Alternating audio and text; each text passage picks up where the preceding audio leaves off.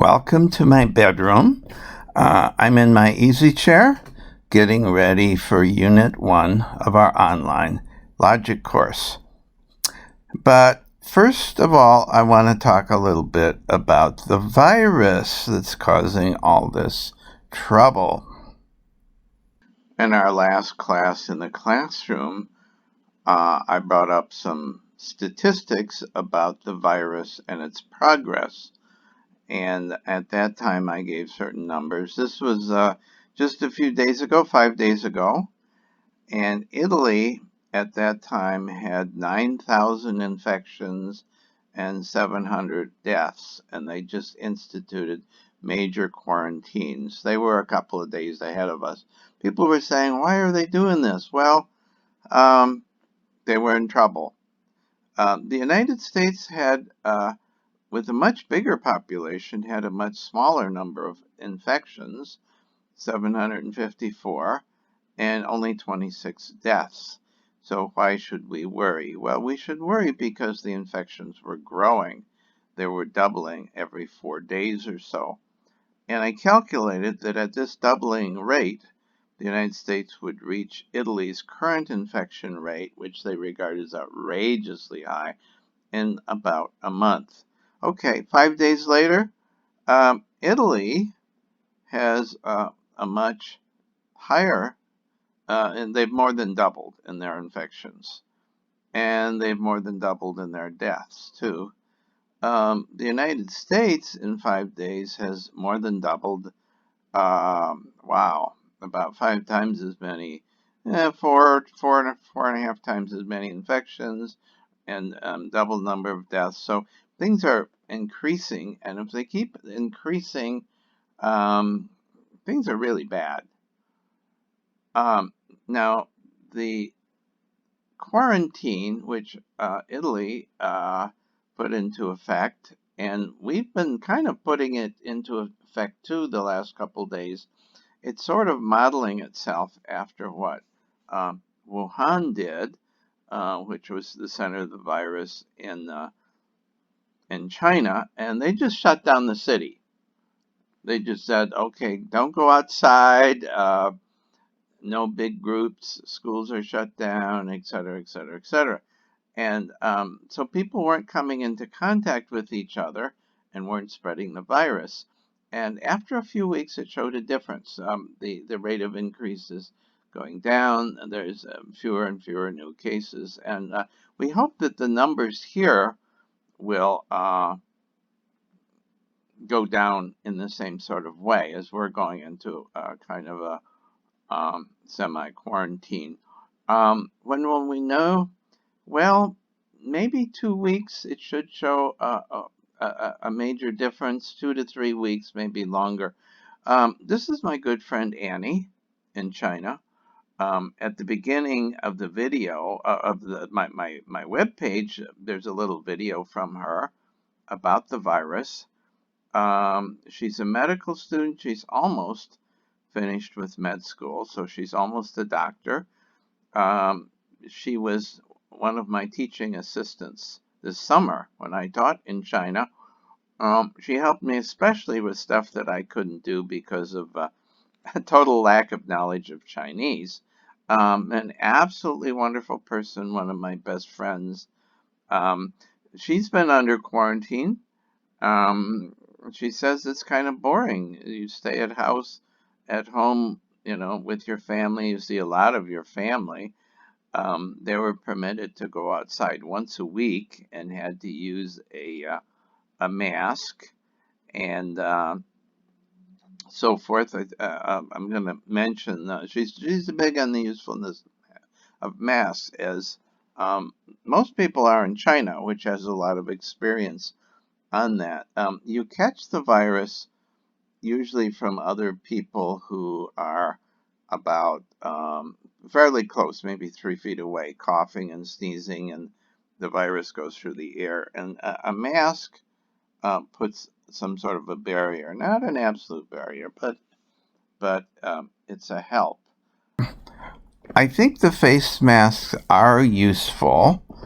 If you buy one, there's kind of a deluxe kind, which is the N95. It's more expensive, more difficult to get, and more effective, and it has this little bitty plastic thingy, and you can put filters inside. A little cheaper and more available is your just normal kind of mask, and this works too. It's pretty good, and you can. This is a reusable kind. You can wash it after you're outside. Both of these. A lot of people in this country say that you shouldn't wear masks. Normal people shouldn't wear masks because we're going to run out, and the professionals who deal with sick people need them.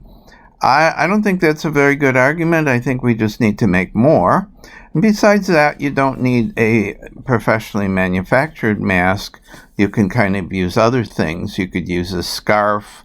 You could use a bandana. One of my favorite things is a buff.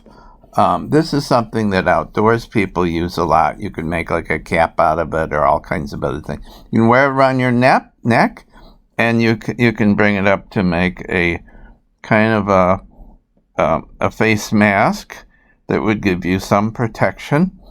You can buy these on Amazon. Search for Buff, Buff, and the brand name ones are about $15.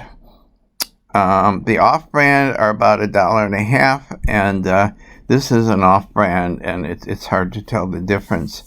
So I think it's a good idea to wear a mask. You have something between you and the person who's going to who could be infecting you, and it also is kind of a reminder that you may be in danger and not to keep too close. They're not real popular in the United States. They are really popular in China, and I think where they have more experience about this. So I suggest them, and Annie suggests them also. During this quarantine time, try to keep developing your skills. So don't just use it like a big vacation. To fight the virus requires a lot of people with a lot of skills, a lot of knowledge, a lot of compassion. You need people in politics. You need people who are mathematicians. You need computer people. You need educators. You need people in biology and religion and philosophy and ethics and reasoning about things.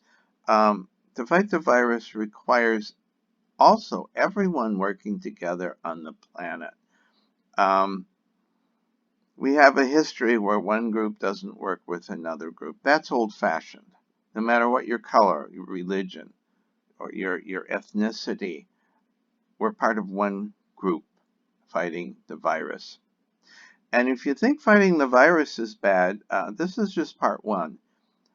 Part two is fighting global warming, where again we need a variety of people smart people with good skills in different areas, and compassion and concern for people, working together, fighting, not themselves, not other people, but fighting our stupidity and what we are doing to the planet.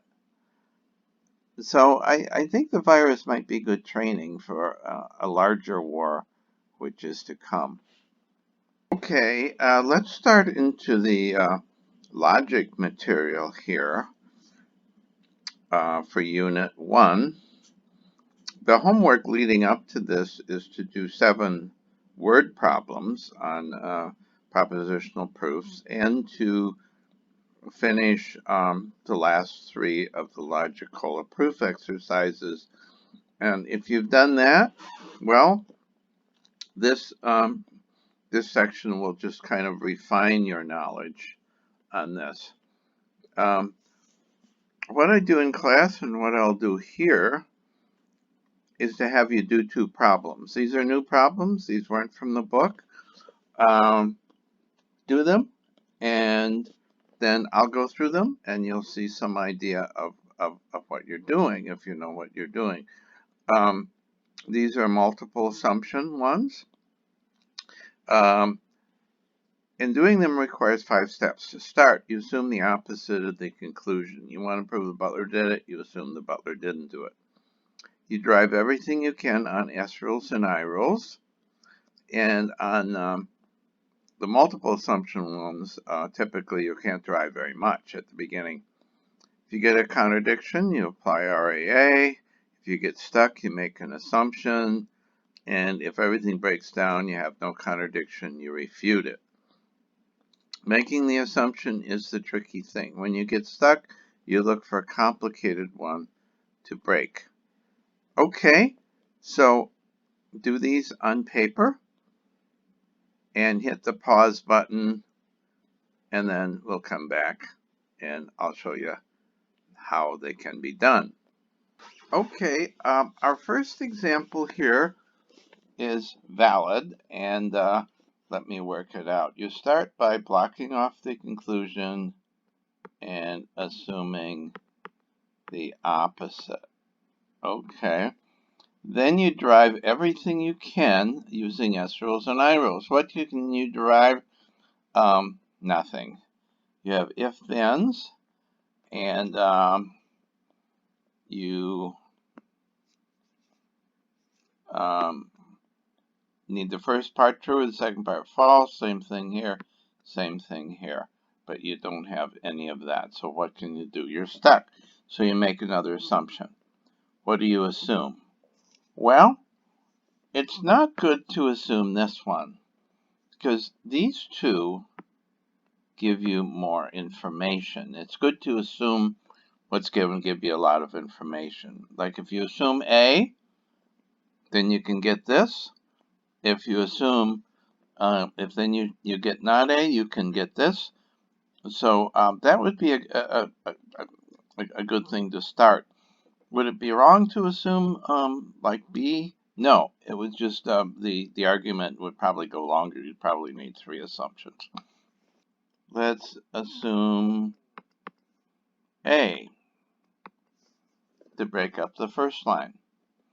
Then what do we get? Well, therefore B and C, and we can star this, 2 stars for the 2 assumptions. Remember that? And then A and B you can break up into therefore, or B and C, therefore B, therefore C. Again, 2 stars. And then what can we do? Not C. So we have not C, therefore not B.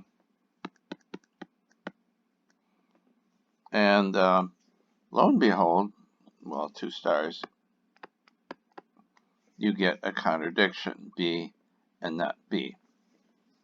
So what do? Well, you block it all off, zap your double stars, and conclude the opposite of the... So the assumption led to a contradiction, therefore it's wrong. You block it off, and you conclude the opposite of the assumption, which is not A. Are you done? No. If you make 2 assumptions, you find a contradiction, you just kill your second assumption. So you just kill that. But you still need another contradiction to get rid of your first assumption. So you have not A. What can we get? Therefore, D or E. So let's say, therefore, D or E. And you have not D. These one's true is not the first, therefore it's the second. You have E. And then again, you have another contradiction. So now you get rid of your first assumption and conclude the opposite, E, and it is valid. Okay, that's one possible proof. With the multiple assumption ones, you can assume different things and it'll come out a little differently, but your proof should look something like that. Now, the second one comes out as invalid. How does it work? Block off the conclusion, assume the opposite, not A, horseshoe B. And then you can simplify that. You got a false if then. Therefore, first part true, second part false. And there you go. And then what can you do? Not B. Can we do anything here? No. Can we do anything here? No. Can we do anything here? We could actually, by cheating a little bit. We could say A is true, therefore the OR is true, therefore the second part is true, and keep on going. But let's do it strictly multiple assumption without shortcuts. So we got to make another assumption then. This one is broken already. You got to not be, so ignore it. So the ones you want to break up would be either this or this. And actually you end up breaking both of them. So let's break this one up. Assume, let's say not A or B, therefore not A, therefore not B. Okay, well, we got a contradiction. Okay, so we block this off and get A or B. And then we have, therefore, C implies D.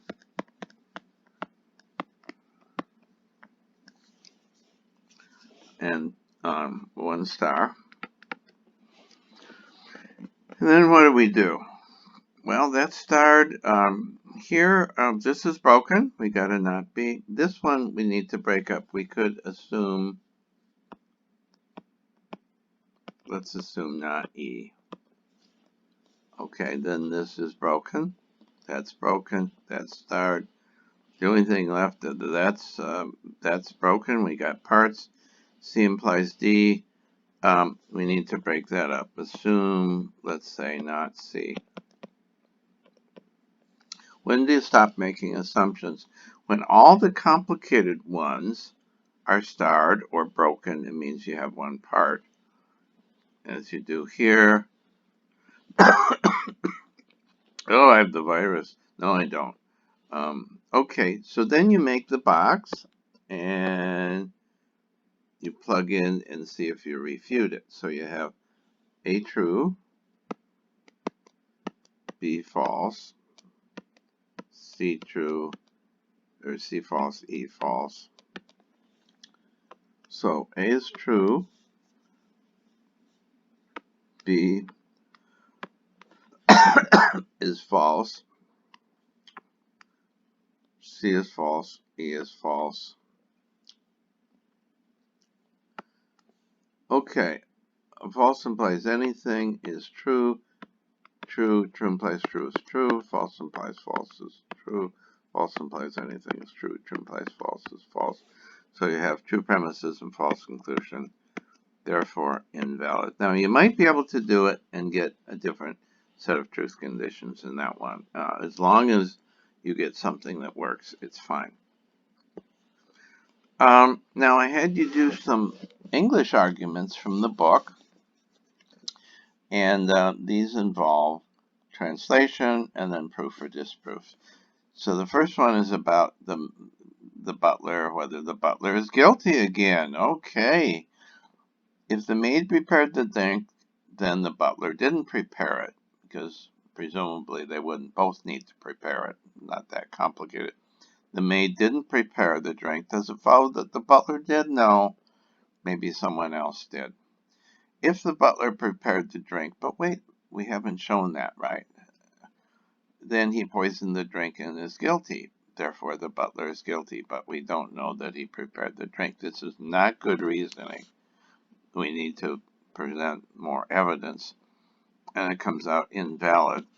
If you do it, works out pretty simply. Assume not G,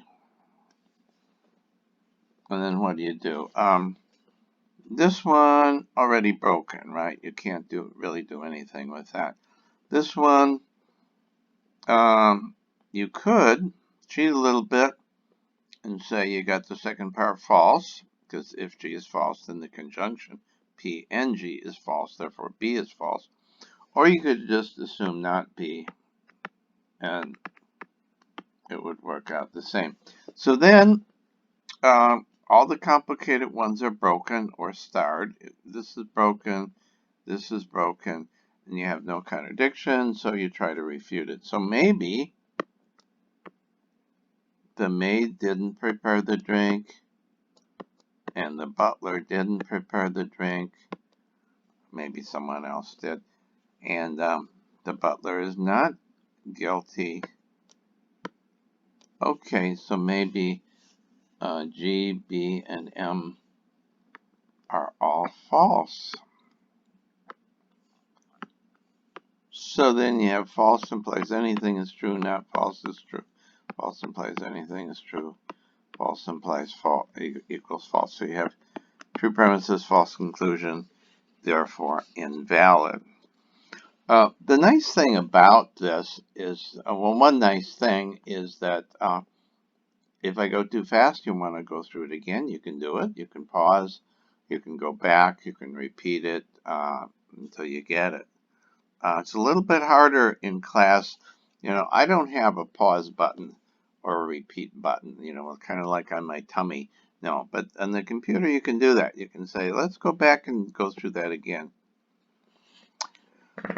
Okay, if you tell your teacher you like logic, that's L, then your teacher will think that you're insincere, I, and you'll be in trouble, T. If you don't tell your teacher you like logic, not L, then your teacher will think you dislike logic, D, and you'll be in trouble. Therefore, you'll be in trouble. Sometimes that happens. You're in trouble either way, and that's life. Life can be tough at times. This is valid. It's fairly simple. Assume the opposite. Not T. You could cheat a little bit. Deny the second. If T is false, the conjunction is false, INT. Therefore, that's false, and so forth. Or you could just make another assumption, and it'd be easy to just assume L or not L. Let's assume L. Therefore, I and T star star. Therefore, I. Therefore, T. Whoops, contradiction. So if you assume L, you get a contradiction. Therefore, not L. And then you zap your double stars there. And then not L gives you, therefore, D and T. Therefore, D. Therefore, T. On one star. And then, again, you get a contradiction. That one's fairly simple. So the assumption leads to a contradiction, therefore wrong. T. It is valid. I wish these were longer and not so wide, but that's the way that the screens go. This is kind of what I call the Alamo argument. If we don't get reinforcements, if not R, then the enemy will overwhelm us and we won't survive, not S. Therefore, if we do get reinforcements, then we'll conquer the enemy and we'll survive. Maybe not, maybe you'll get them, but maybe you'll get them too late. And you still will lose the game. So this is not valid. If you try to prove it, you assume the opposite. Not R implies C and S. And then you got a false if then. So first part true. Second part false. And then what do? Well, you focus on the complicated ones. It's an if then. The first part is false, so it's already broken. So you can't do anything with that. You need R, and to infer you got not R. So you can't do anything with that. You can't do anything with that. It's blocked off. That's the only thing that you need to worry about is this one. You need to break that down. and you need to make an assumption. So assume, let's say not C. Or you could assume C and then you get not S. You could do it a bunch of different ways. Your refutation would be different. Here, if you assume not C, then you'd get your refutation box would have R and not C. Pretty simple. And then you should have true premises and a false conclusion. Then false implies anything is true. And state, well, part false is false. True implies false is false, so you get true premises. False conclusion, therefore invalid. Okay, this is a Socrates one. If Socrates didn't know the laws of Athens, then he would have left Athens, or he would have tried to change the law. If he didn't leave Athens and didn't try and change the law, then he agreed to obey the laws. He didn't leave Athens. Therefore, if he didn't try to change the laws, then he approved the laws and agreed to obey them. And then if he escapes from jail and escaped the execution sentence, then he's disobeying the government. And he said you shouldn't do that. Anyway, this was from ancient dialogue.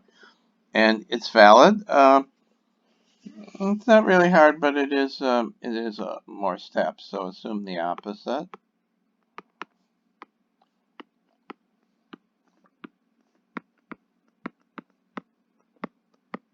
Then you got false if then. So first part true, second part false,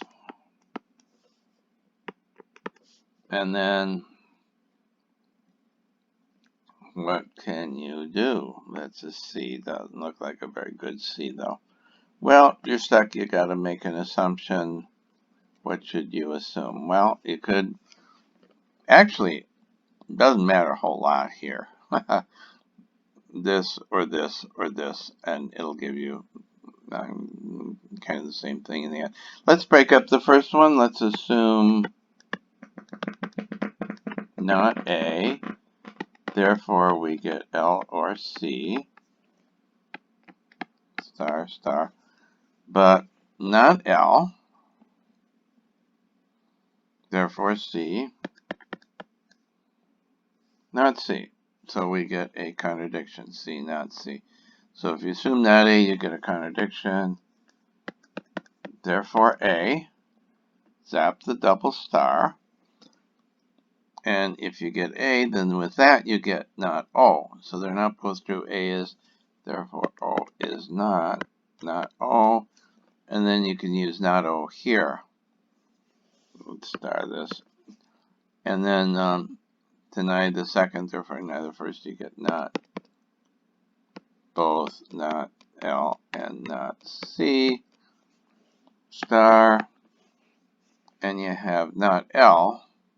So they're not both true. The first is, so the second is not, so you get C. And then you get C and not C again. So again, you block off the conclusion and conclude the original conclusion. You block off the second premise.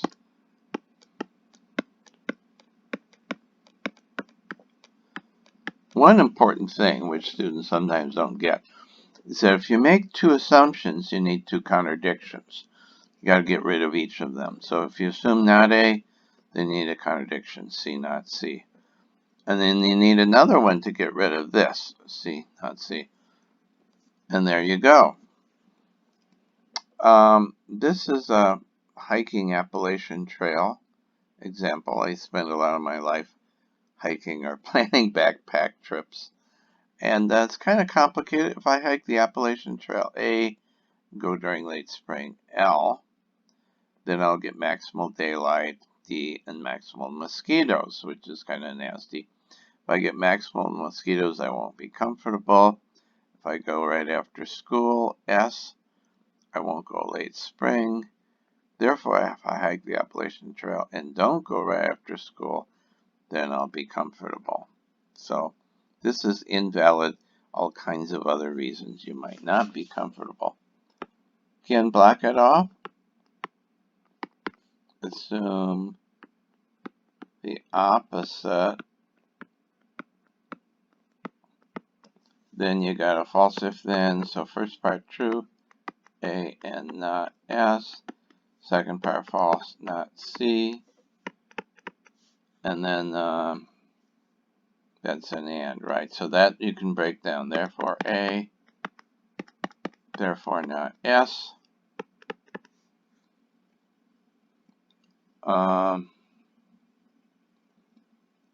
Okay. Then what do you do? Can you do anything with this? No.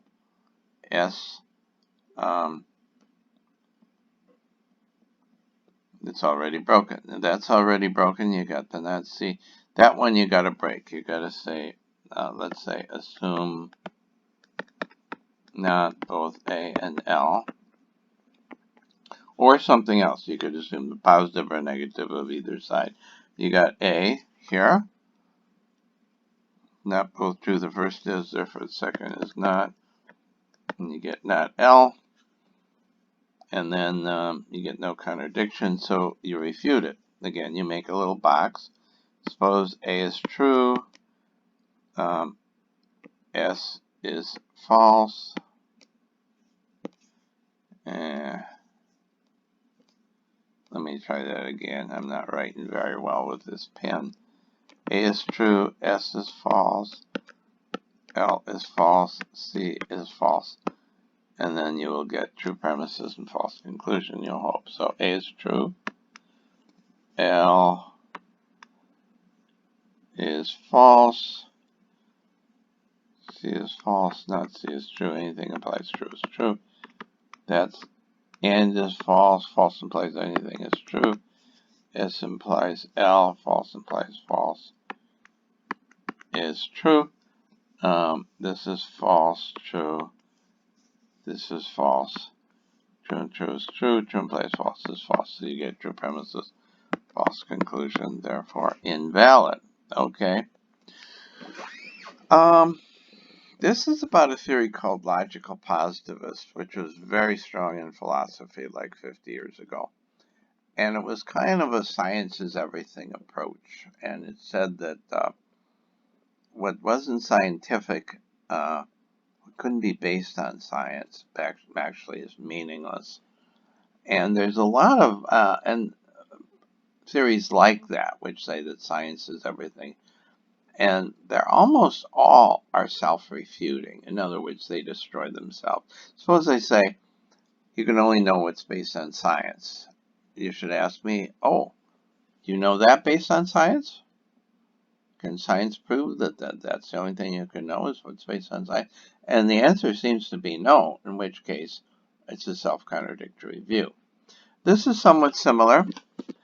Logical positivism says every genuine truth claim is either experimentally testable or true by definition.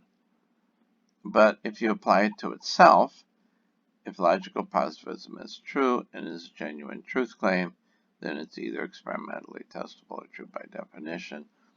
But it's not experimentally testable, not true by definition. If it isn't a genuine truth claim, it isn't true. Therefore, logical positivism isn't true. The logical positivist use this principle against ethics. Ethical judgments can't be true or false because they're not empirically testable or not true by definition. They use against like beliefs in the existence of God also. But their own view is not empirically testable nor true by definition, so it destroys itself. And the argument against it is valid, and they pretty much gave it up. The proof is fairly simple. I don't want to do it. You're probably getting tired. This last one was from a former class who put this very complicated argument on the board on why I shouldn't give them a test. And I was kind of delighted, and this is what they said, and it was a valid argument, but it didn't change my mind, though. So the students told me, if you give a test, students either do well or poorly. You give a test T, students either do well or poorly. If they do well, then you think you made the test too easy and you're frustrated. That was from a previous case where people did really well. Did I feel good about them? Hey, no, I felt like I made the test too easy. That's called negative thinking. If students do poorly, then you think they didn't learn any logic and you're frustrated. Therefore, if you give a test, then you're frustrated. And I thought, oh, gee. But if I don't give a test and they don't study, and then I'm frustrated too. So either way, I'm frustrated, so I might as well give them a test. Actually, they did pretty well, and I was not frustrated. I was happy that they gave. Let me do this one. It's kind of an interesting argument. So let's block off the conclusion and assume the opposite, not T implies F. And then you have a false if then. So first part true, second part false. And then can we do anything that? No, we could do a shortcut here, but let's not. So let's break up something. No, we're not stuck yet. We have a T here. T implies W or F, W or P. Therefore, W or P. Using this one. Okay, then we got to make another assumption. Let's just it doesn't matter much what we assume here. Let's assume W, and therefore we get E and F from here, and 2 stars, and then therefore E, therefore F, and then you get a contradiction, F not F. Okay, so block it all off, conclude the opposite, you get therefore not W. And then you can zap this one, this double star, and I don't know if that's a double star or not, but anyway, so W or P, not W, therefore P, and then you can use this and this to get a from the first, therefore from the second, so you get L and F.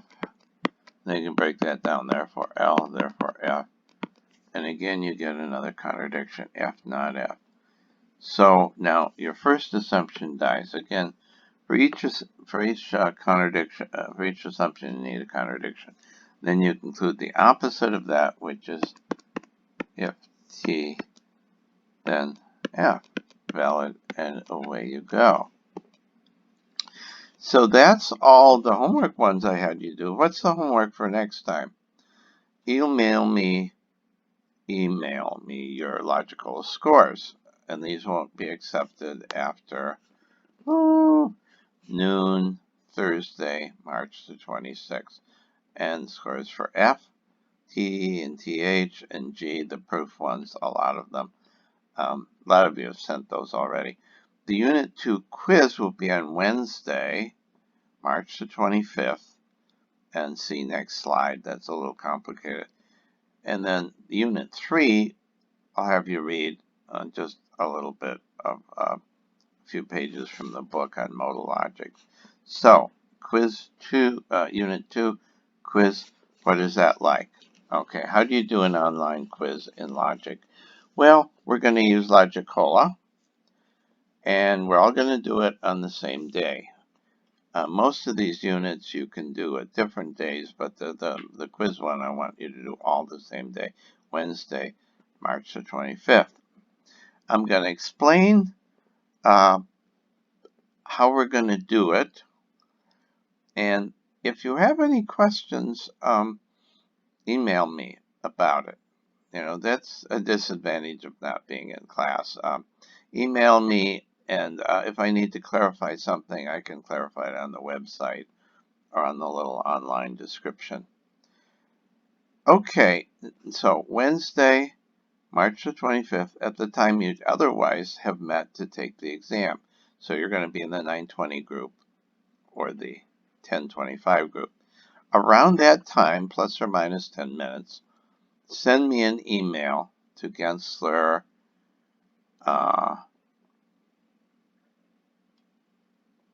at jcu@luc.edu.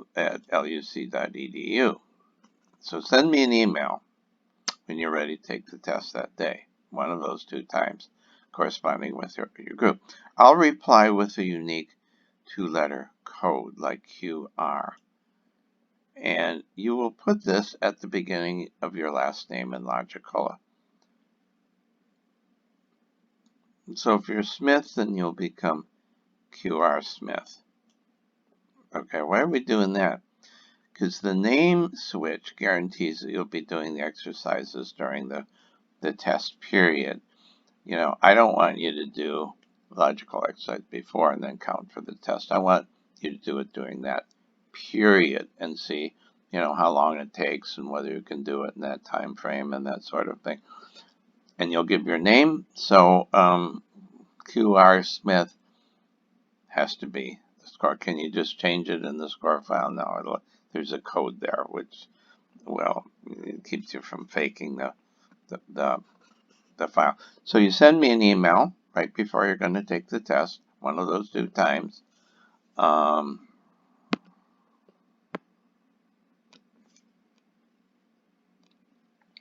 9:30 or 10:25. And then you have an hour to do exercises. And I want you to do at least these 2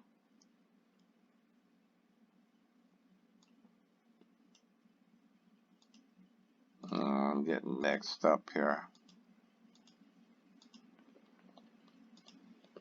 I want you to do at least these 2 and possibly as many others as you can do in the hour time frame. If you're real slow, it takes you over an hour to do. Well, you can do a little over an hour for these 2. This is somewhat of a time test thing. I want to see if you can do, in an hour period, you can do these 2 and then more. And I need some way to distinguish, you know, the people who are really, really good and high A's, low A's, middle A's, whatever. So do these 2 and do as many as you can from the next group within the hour. At the end of the hour, you email me your scores, and it'll again have the name with the 2 additional letters. How are you graded on this? Well, you'll be graded on the basis of the level that you do the exercises, and I hope most of you do them at 9. How many exercises you do, and I hope that everyone can do E and, you know, these 2. Maybe if you're a real slow student, you wouldn't be able to do the multiple assumption ones. I don't know. And whether, so how many exercises you can do, the difficulty of the ones you do, whether I got your scores within the hour period. I hope that most people in the hour could do these 2 at level 9 and maybe a few more. This is open book and you can use class notes. So my expectation is that you can do these 2 about the easier proofs and the harder proofs and a few more. And what would an A be? Probably those 2 and maybe a couple more exercises. I'm not going to be real hard-nosed on this. I want you to be examined on it, though. I want you to be able to say, yeah, my students did learn. We did not blow off the rest of this semester.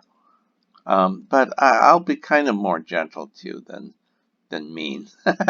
So most of you are doing pretty well on the test. And those who couldn't do it are probably dropped already anyway. So Okay, that's the online quiz, and so the end of Unit 1.